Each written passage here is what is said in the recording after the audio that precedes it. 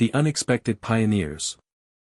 The warning klaxons blared through the cramped corridors of the research facility, a cacophony of chaos that would have sent most military units into a panicked retreat.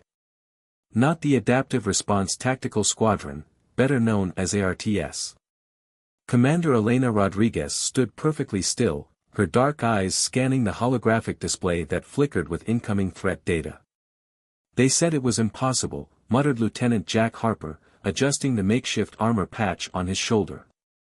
The patch was a running joke among the team, a piece of reinforced carbon fiber held in place by what looked suspiciously like industrial-grade duct tape.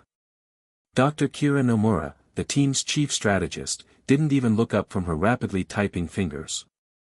"Impossible is just another word for, we haven't figured it out yet," she responded, her voice calm despite the alarms.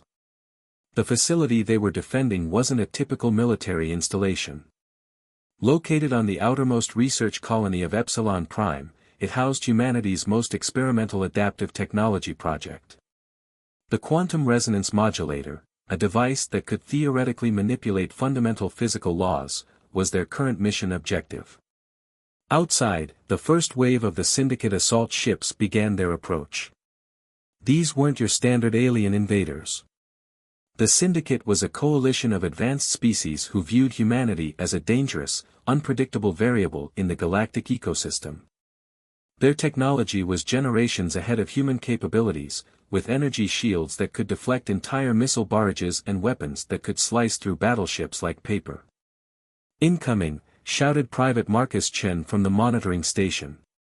"Multiple breach points detected. They're not even trying to be subtle this time." Commander Rodriguez allowed herself a slight smile. The Syndicate's overconfidence had always been their greatest weakness.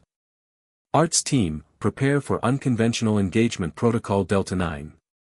What happened next would become a legend told across multiple star systems. The first Syndicate combat units breached the facility's outer walls, expecting the typical human resistance, predictable, technologically outmatched, easily crushed. Instead, they found something entirely different. Lieutenant Harper had rigged the facility's environmental systems into a makeshift weapon. As the alien troops poured in, sudden temperature fluctuations created micro-ice formations, turning the floors into treacherous landscapes.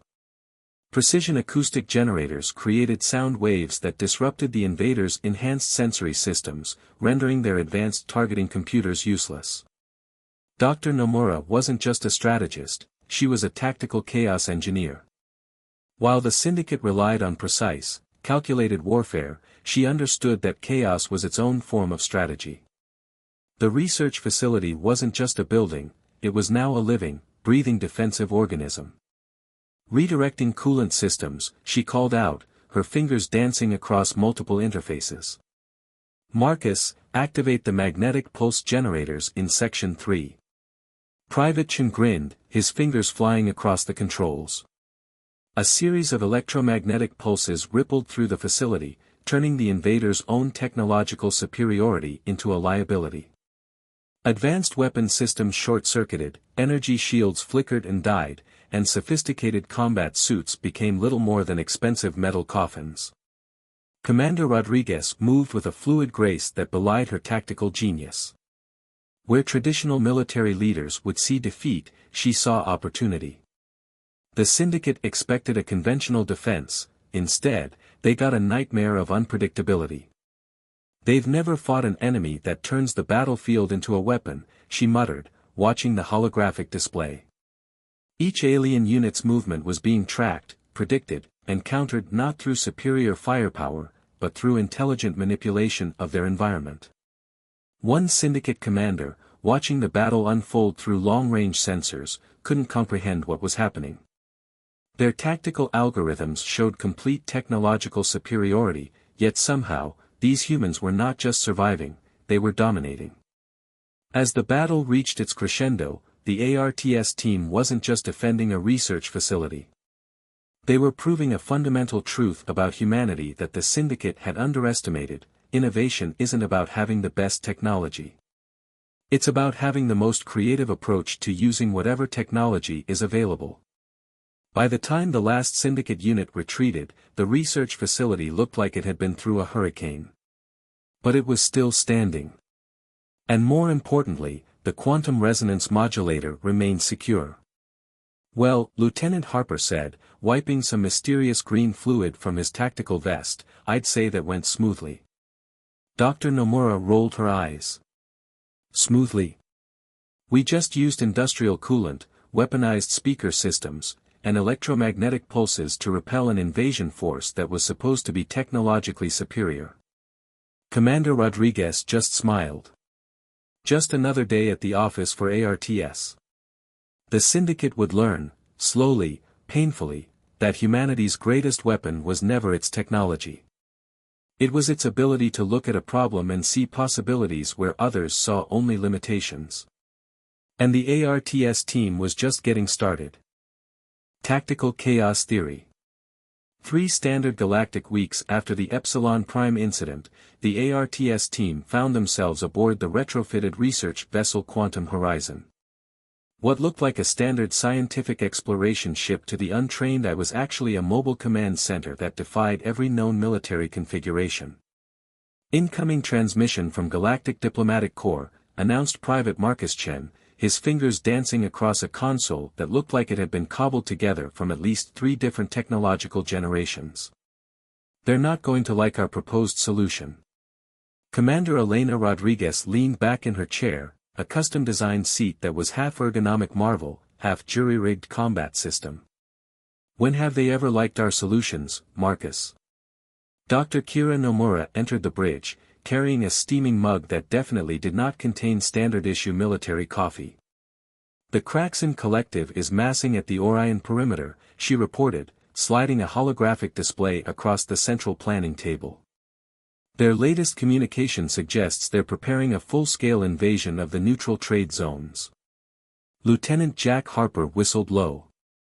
The Kraxin were known for their precision warfare, massive biomechanical ships that could decimate entire planetary systems with calculated efficiency. Their technology was so advanced that most species simply surrendered before a battle could begin. "They're not going to expect us," Harper said, a mischievous glint in his eye. The mission briefing was anything but standard. The Kraxin had been systematically eliminating smaller species from trade routes, using their superior technology to create what they called a streamlined galactic economy. In reality, it was nothing more than systematic economic genocide.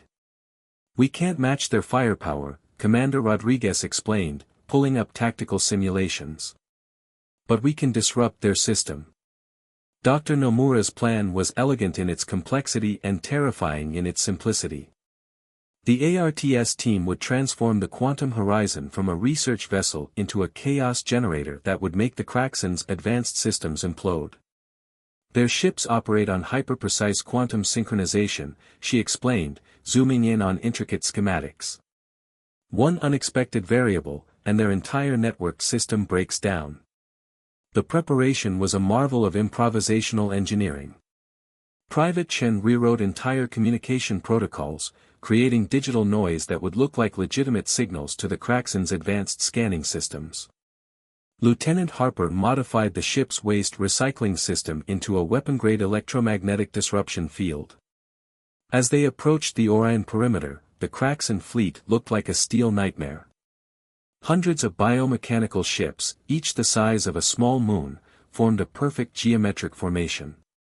Their weapons could slice through conventional defenses like a plasma torch through butter. "Initiating Chaos Protocol," Dr. Nomura announced, her fingers flying across multiple interfaces. What happened next would be studied in military academies for generations. The Quantum Horizon didn't fight like a traditional warship. It moved like a digital trickster, injecting microscopic disruption algorithms into the Kraxin's interconnected ship networks. Their perfect formation began to waver, communication channels became garbled, and targeting systems started to fail. "They're trying to compensate," Private Chen called out, "but each attempt is making the system more unstable." It was like watching a precision machine slowly tear itself apart from the inside. The Kraxin ships, designed for absolute synchronization, became their own worst enemies. Their attempts to correct the growing digital chaos only introduced more variables, more unexpected interactions. Lieutenant Harper had rigged a series of old communication relays to broadcast seemingly random signal patterns.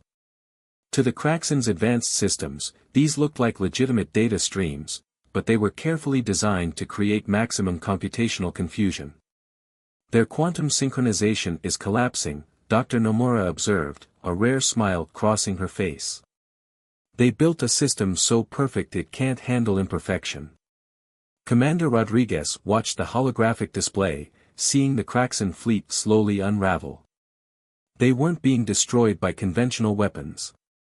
They were being defeated by the most human of qualities, the ability to embrace chaos, to find opportunity in unpredictability. One by one, the massive Kraxen ships began to drift. Not destroyed, but completely disabled. Their hyper-advanced systems had become their greatest vulnerability. Message incoming, Private Chen announced. Galactic Diplomatic Corps is demanding an explanation. Commander Rodriguez chuckled. Tell them we're still working on the report. As the quantum horizon moved away from the disabled Kraxen fleet, the team knew they had done more than win a battle. They had sent a message to the galaxy: humanity's strength wasn't in perfect technology, but in creative adaptation. The Kraxen collective would never look at human ships the same way again. And somewhere in the vast darkness of space, other potential threats were taking notes. Beyond conventional warfare. The training facility on Prometheus Base looked like nothing more than a collection of abandoned research modules and industrial debris. To the untrained eye, it was a junkyard. To the Adaptive Response Tactical Squadron, it was the most advanced training ground in human history. Commander Elena Rodriguez stood before a holographic display, her fingers tracing the complex web of potential scenarios that would challenge her team. The ARTS unit had become more than just a military squad, they were now a symbol of humanity's most innovative problem-solving approach.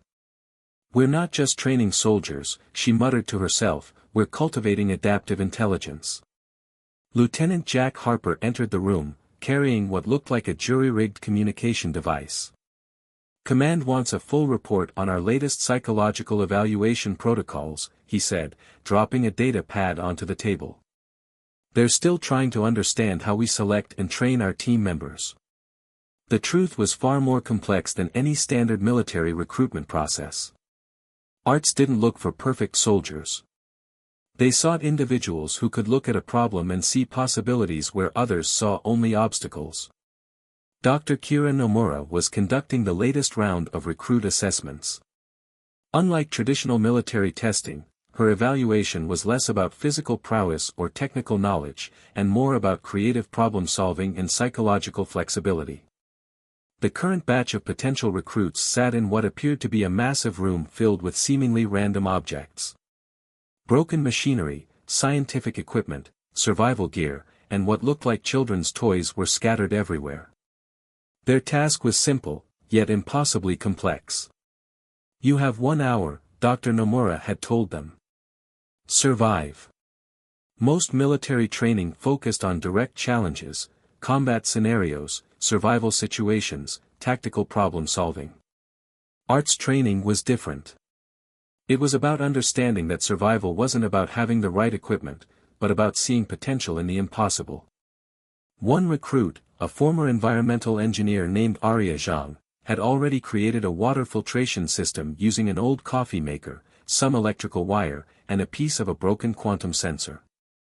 Another, Marcus Reyes, was constructing a communication relay out of what looked like discarded musical instruments and a vintage computer motherboard. Private Marcus Chen watched the recruits, a tablet in his hand tracking their progress. They're not just solving problems, he said to Commander Rodriguez. They're reimagining what a solution can look like. The final test was always the most challenging. As the hour drew to a close, Dr. Nomura introduced an unexpected variable, a simulated crisis that would require the recruits to work together in ways they couldn't anticipate. Suddenly, the room's environmental systems began to fail. Temperature dropped, oxygen levels became unstable, and communication systems went dark. Traditional military training would have prepared soldiers to wait for rescue, to follow strict protocols. The ARTS recruits did something entirely different. Arya Zhang's improvised water filtration system became part of an oxygen generation network. Marcus Reyes's communication equipment was rewired to help regulate the room's temperature. What looked like random objects became a complex, living system of survival. That's the difference, Commander Rodriguez explained to the observing military officials, between following orders and creating solutions. As the simulation ended, only half the recruits remained. But those who survived weren't just soldiers, they were adaptive problem solvers who could turn any situation into an opportunity. Lieutenant Harper leaned in, watching the final assessment. "We're not building a military unit," he said quietly. "We're building a new way of thinking about human potential." The day's training concluded with a debrief that was anything but traditional. Instead of critiquing failures, Dr. Nomura celebrated the creative approaches, the unexpected solutions, the moments of collective innovation. Humanity's greatest strength, she told the recruits, is not in our technology or our weapons. It's in our ability to look at a problem and see something no one else can see. As the sun set on Prometheus Base, the ARTS team knew they were more than just a military unit. They were pioneers of a new approach to human potential, where creativity was the ultimate weapon, and innovation knew no bounds. The galaxy was watching. And they were just getting started. The diplomatic wild card.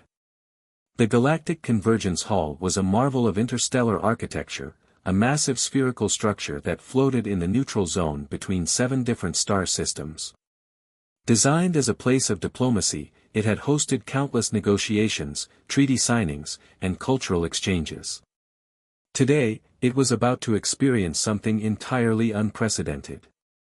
Commander Elena Rodriguez stood at the entrance, her standard-issue uniform modified in a way that defied every known diplomatic protocol. Lieutenant Jack Harper was beside her, looking equally unconventional. Their arrival had already caused a stir among the assembled alien delegates. "This is going to be interesting," Harper muttered, adjusting a device on his wrist that looked like it was cobbled together from at least 3 different technological generations. The crisis was complex. The trilateral peace accords were on the verge of complete collapse. The Zorn Confederacy, the Nexus Planetary Consortium, and the Quantum Collective had reached an impasse that threatened to plunge 3 major galactic sectors into an all-out war. Conventional diplomatic channels had failed repeatedly. Enter the ARTS team. Dr. Kira Nomura had spent weeks analyzing the conflict, not through traditional diplomatic lenses, but through a complex web of cultural, economic, and psychological intersections. The problem wasn't just political, it was fundamentally about communication, or more precisely, the lack of it. Private Marcus Chen had prepared something that looked more like an interactive art installation than a diplomatic tool. Multiple holographic interfaces, seemingly random technological components, and what appeared to be a collection of cultural artifacts from each of the conflicting species were arranged in a complex network. As the primary delegates took their positions, tension filled the air. The Zorn representative, a crystalline being that communicated through intricate light patterns, stood opposite the methane-breathing diplomats of the Nexus Consortium. The Quantum Collective's representatives appeared as shifting holographic projections, their very existence a technological marvel. Commander Rodriguez stepped forward. This wasn't going to be a traditional negotiation. "We're not here to mediate," she began, her voice calm and direct. "We're here to help you understand each other." What followed was nothing short of diplomatic chaos. The ARTS team had developed a unique approach to conflict resolution that defied every known diplomatic protocol. Instead of long speeches and formal negotiations, they created an immersive environment that forced the delegates to interact in ways they never had before. Private Chen's installation began to pulse with light and sound. Each delegate found themselves connected to an intricate network that translated not just language, but intent, cultural nuance, and underlying motivations. The holographic displays shifted, showing interconnected histories, economic dependencies, and shared challenges that had been invisible through traditional diplomatic channels. Lieutenant Harper had developed a communication matrix that broke down linguistic and physiological barriers. Suddenly, the Zorn's light-based communication could be understood by the methane-breathing Nexus delegates. The quantum collective's abstract thought patterns became comprehensible. Dr. Nomura moved between the delegates, not as a mediator, but as a facilitator of understanding. She showed them their shared challenges, their mutual vulnerabilities, the complex web of interdependencies that traditional diplomacy had always overlooked. The negotiation became something entirely different. It was less about winning and more about understanding. The delegates found themselves solving problems together, seeing solutions that had been invisible moments before. This isn't diplomacy, the Zorn representative communicated through a shimmering display. This is collaborative problem solving. By the end of the session, something remarkable had happened. The trilateral peace accords weren't just saved, they had been completely reimagined. The delegates had developed a new framework for cooperation that went beyond traditional political boundaries. As they left the Galactic Convergence Hall, Commander Rodriguez allowed herself a slight smile. They hadn't just prevented a war, they had shown a new way of resolving conflicts. Private Marcus Chen looked up from his complex array of technological interfaces. Do you think they understood what just happened? Dr. Kira Nomura chuckled. They will. Eventually. The ARTS team had done more than negotiate. They had demonstrated humanity's most powerful capability, the ability to see connections where others saw only divisions. The galaxy would never be the same. Legends of the Void. The quantum horizon drifted at the edge of known space, its systems humming with a quiet intensity that belied the magnitude of the approaching challenge. Commander Elena Rodriguez stood on the bridge, her eyes fixed on the holographic display that showed an unprecedented threat gathering at the galactic periphery. The Null Collective was unlike anything humanity had ever encountered. Not a species, not a civilization, but a techno-organic network that consumed entire star systems, assimilating technology and biological matter into its ever-expanding consciousness. Conventional warfare was meaningless against an enemy that could adapt faster than any known defense system. They've already consumed 3 outer colonies, Dr. Kira Nomura reported, her fingers dancing across multiple interfaces. Traditional military strategies are worse than useless. They'd only accelerate the Null Collective's adaptation. Lieutenant Jack Harper walked in, carrying what looked like a collection of mismatched technological components. I think I've got something, he said, a familiar glint of mischief in his eyes. Private Marcus Chen was already analyzing the incoming data streams. The Null Collective wasn't just a threat, it was an evolutionary algorithm made manifest, a system that learned and adapted with each encounter. We can't fight them, Commander Rodriguez said quietly. Not in any conventional sense. The mission was suicide by any standard military assessment. The Null Collective had already consumed entire planetary defense networks, turned advanced technological civilizations into raw material for its expansion. Humanity was next on its trajectory. But the ARTS team didn't see a threat. They saw a problem to be solved. Dr. Nomura's plan was elegant in its complexity. Instead of trying to destroy the Null Collective, they would introduce a fundamental disruption to its core operational logic. The team had spent weeks developing what could only be described as a conceptual virus, not a technological attack, but an adaptive strategy that would challenge the very basis of the collective's existence. We're going to teach it chaos, Lieutenant Harper explained. Not destruction. Evolution. The quantum horizon approached the edge of the Null Collective's expanding boundary. What looked like a standard research vessel was actually a carefully designed adaptive system. Every component, every system had been modified to become part of a larger, more complex strategy. As they entered the collective sensor range, something extraordinary began to happen. The ship didn't fight. It communicated. Private Chen had developed a communication matrix that was part language, part mathematical algorithm, part pure conceptual information. Instead of resistance, the quantum horizon began to present the null collective with something it had never encountered: true unpredictability. Each system of the ship became a node of creative potential. Waste recycling systems became information conduits. Communication arrays transformed into adaptive learning networks. The very structure of the ship challenged the collective's understanding of technological integration.